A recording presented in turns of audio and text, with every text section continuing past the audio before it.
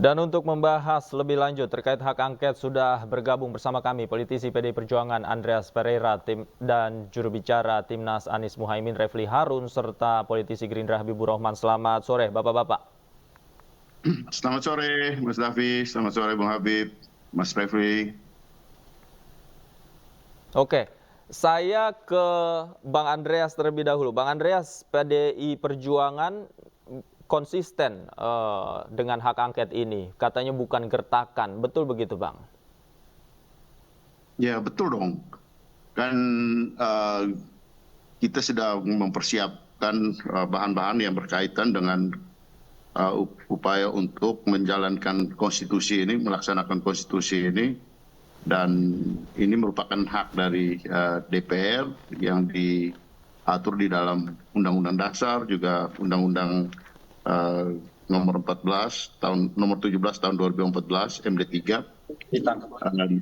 Yang dibutuhkan sekarang adalah kita akan membangun komunikasi di dalam kelompok paslon 03 dan kemudian dengan teman-teman dari 01 tentunya nanti.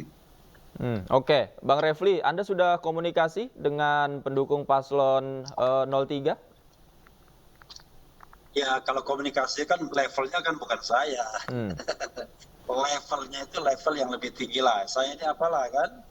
Tetapi intinya sudah ada muncul pernyataan dari Anies kan, kemudian dari Ketua Umum Partai Nasdem, dari sekjen-sekjen 3 partai pengusung, bahwa mereka menunggu PDIP untuk benar-benar mengajukan. Jadi kalau PDIP firm, maka 3 partai pendukung juga akan firm mengajukan hak angket. Itu pernyataan yang tegas ya, karena kalau cuma sekedar 3 partai pengusung Anies, ya tidak cukup. Mayoritas sekarang cuma 167 kursi, tapi kalau ditambah PDIP dan P3 maka akan menjadi mayoritas 314 dan ini cukup untuk diterima di rapat paripurna. Jadi itu dari sisi hitung-hitungannya ya. Tapi kita lihat bahwa yang namanya hak angket ini kan berbagai macam perspektif. Jadi kalau misalnya ada pakar hukum tata negara mengatakan hak angket tidak perlu dan lain sebagainya, itu subjektif. Tapi kalau kita bicara perspektif konstitusionalnya, perspektif legalnya, perspektif sejarahnya, ya, kemudian kebutuhan-kebutuhan yang untuk mengungkapkan katakanlah governance dan penyelenggaraan pemilu 2024 secara lebih mendalam, maka tidak ada hak angket itu haram hukumnya ya. Dan kita tidak berpikir bahwa angket haram hukumnya, karena angket itu adalah hak konstitusional. Itu yang saya ingin mulai percakapan ya, sambil pegang-pegang dan di jalan. Oke. Bang Habib, seperti apa nih? Ini ada pendukung dari 03 dan 01 bergabung mengajukan hak angket ini.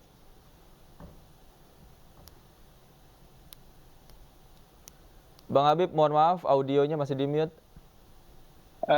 Kami melihat positif saja. Kami juga sebetulnya pengen juga diajak bergabung sama timnya Pak Refli dan timnya Pak Andreas Pereira ya. Karena kalau kita bicara soal dugaan pelanggaran, kami juga punya daftar yang panjang soal dugaan pelanggaran yang merugikan kami. Termasuk kami juga ikut mengkritik misalnya Sirekap yang belum sempurna ya. Sirekap kan memang belum sempurna, masih banyak data yang anomali ya, ada satu TPS sekian 10.000 suara. Tapi intinya penggunaan hak angket nggak ada masalah. Yang persoalannya adalah kesalahan persepsi bahwa hak angket ini ya jangan dijadikan seolah-olah itu merupakan upaya hukum yang bisa dilakukan oleh pihak yang mengalami kekalahan sementara ini untuk tidaknya menurut quick count ya. Untuk memulihkan haknya, bukan di situ, karena kita tahu di Undang-Undang 7 tahun 2017 khususnya di buku keempat terhadap kecurangan, potensi pelanggaran itu ada kanal-kanal penyelesaiannya yang memang bersifat lex spesialis, yaitu yang pertama adalah pelanggaran administrasi pemilu, bisa pelanggaran administrasi pemilu biasa atau pelanggaran administrasi pemilu terstruktur, sistematis dan masif. ada sengketa proses, ya, ada juga perselisihan hasil pemilihan umum. Nah, itu kesepakatan konstitusional kita yang dituangkan dalam Undang-Undang Nomor 7 Tahun 2017. Sementara kalau kita ingin misalnya tadi seperti disampaikan Pak Refli, saya sekalian benar, kalau isinya adalah ingin menghasilkan perbaikan terhadap pelaksanaan pemilu, apalagi di masa yang akan mendatang, boleh-boleh saja. Ya. Itu memang baiknya sebetulnya ya, kalau saya di pihak mereka, pengajuan hak angket ini sebelum pencoblosan. Kita ingat, tahun 2009 itu terakhir kali hak angket kalau nggak salah bisa berhasil. Ya. Ada hak angket soal pemilu waktu itu, di mana ada sekian juta orang yang tidak masuk dalam daftar pemilih waktu itu nggak bisa nyoblos. Paralel dengan upaya di Mahkamah Konstitusi waktu itu, akhirnya bisa membuahkan hasil berupa diberikannya hak untuk mencoblos. Nah, kalau sekarang sudah terlaksana pencoblosan yang merupakan puncak dari pelaksanaan event pemilu ini, saya pikir nggak akan terlalu banyak perbaikan yang bisa dilakukan kalau dalam konteksnya pemilu saat ini. Karena memang proses rekapitulasi penghitungan berjenjang itu kan domain KPU yang nggak bisa diintervensi oleh cabang kekuasaan manapun sampai dengan penetapan nanti ya. Selama tidak dilakukan dengan protes yang juga berjenjang, kan gini teman-teman. Harus dipahami kan, paslon 1 maupun paslon 3 punya saksi di seluruh TPS. Ya, jadi kalau sekarang kan mulai masuk ke TPK. Nah, kalau ada permasalahan, ya, misalnya di TPS mana dan lain sebagainya, itu seharusnya memang kalau saya di pihak mereka ya, kami persoalkan sejak saat di TPS. Nanti kalau misalnya di TPS tidak dipersoalkan, baru di PPK tidak dipersoalkan, misalnya di tingkat nasional dipersoalkan, maka akan akan tentu membingungkan loh. Ini kan saksi-saksi menandatangani. Menandatangani itu menyetujui dan menganggap tidak ada masalah. Tapi kalau di tingkat pusat dianggap ada masalah. Nah ini hal-hal ya kita ini kan memberikan masukan juga ya, walaupun kita berbeda kubu. Kalau saya jadi mereka, itu yang akan saya lakukan. Saya ke Bang Refli. Bang Refli, muncul juga dugaan bahwa hak angket ini nantinya akan hanya jadi gorengan saja untuk bargaining position ke depannya. Tanggapan Anda seperti apa?